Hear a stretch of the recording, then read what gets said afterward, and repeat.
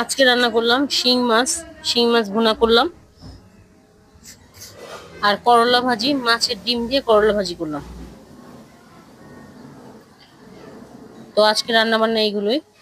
আসসালামু আলাইকুম, কেমন আছেন সবাই? আশা করি ভালোই আছেন। তো রান্নার দিকে চলে যাই। সবার আগে আমি করলা ভাজিটা করব মাছের ডিম দিয়ে।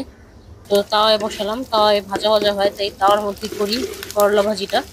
তো মাছের ডিমটা দিয়ে দিলাম, দিয়ে তেলে একটু হালকা করে ভেজে নিব আর কি। তারপর করলাগুলো দিয়ে দিব। তো করলার মধ্যে আমি পেঁয়াজ কাঁচামরিচ কেটে নিয়েছি আর আলু দিছি। তো এখন লবণ আর হলুদের গুঁড়া দিয়ে নেড়ে চেড়ে দিব।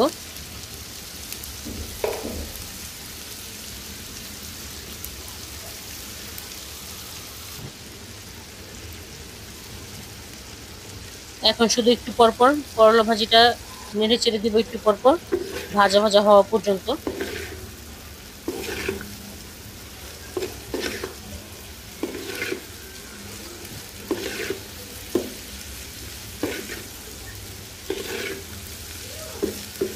তো মাছের ডিম দিয়ে করলা ভাজি খুবই মজা লাগে।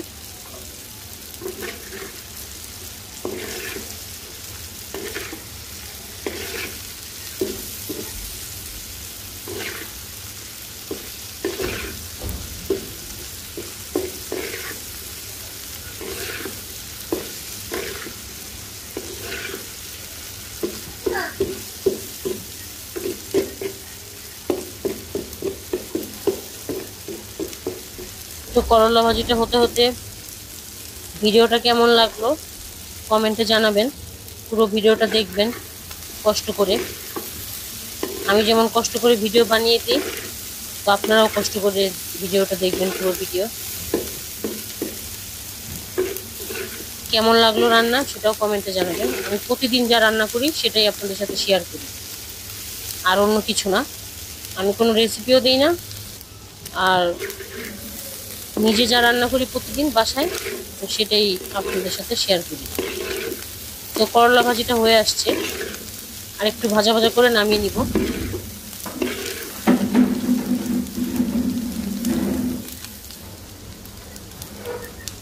তো এই যে করলা ভাজিটা হয়ে গেছে, এখন নামিয়ে নিব। নামিয়ে আমি শিং মাছটা রান্না করব।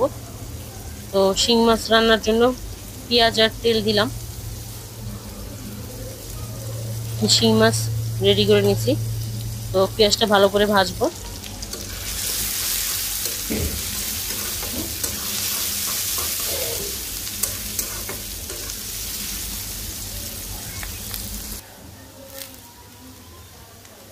তো ভাজা হয়ে গেছে পেঁয়াজ। এখন এটার মধ্যে আদা রসুন বাটা অল্প পরিমাণ, আর জিরা, সাথে জিরা বাটাও আছে, তো দিলাম।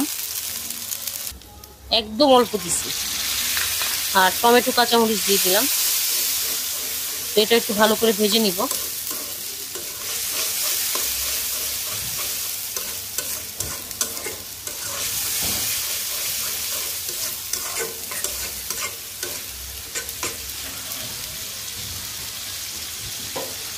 ভাজা হয়ে গেলে একটু পানি দিব।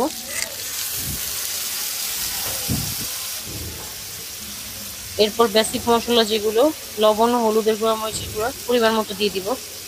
তো আজকে মরিচের গুঁড়াটা একটু বেশি দিছি, কারণ আমি চাইছিলাম এই গরমের মধ্যে একটু ঝাল ঝাল করে খেতে। তা শিং মাছ ভুনাটা যেন একটু ঝাল ঝাল হয়, এই জন্য আমি একটু মরিচের গুঁড়া দিছি। এমনি নর্মালি 1 চামচ দিতাম, সেখানে 2 চামচ দিছি, ঝাল ঝাল হওয়ার জন্য দিছি আমি। তো এখন শিং মাছগুলো দিয়ে ভালো করে কষাবো। ভালো করে কষাবো এটাকে।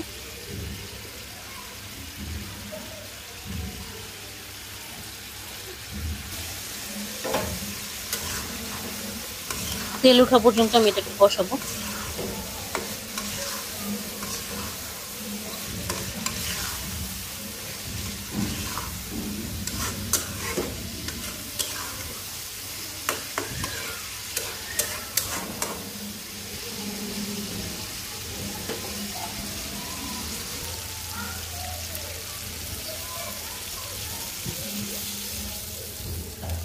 কষানো হয়ে গেছে, এখন ঝোল দিয়ে দিব।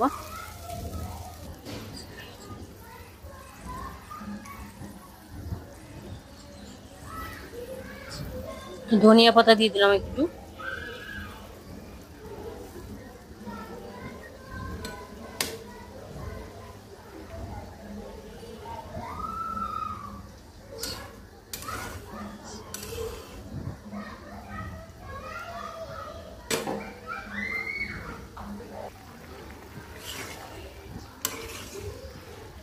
বলক চলে আসছে।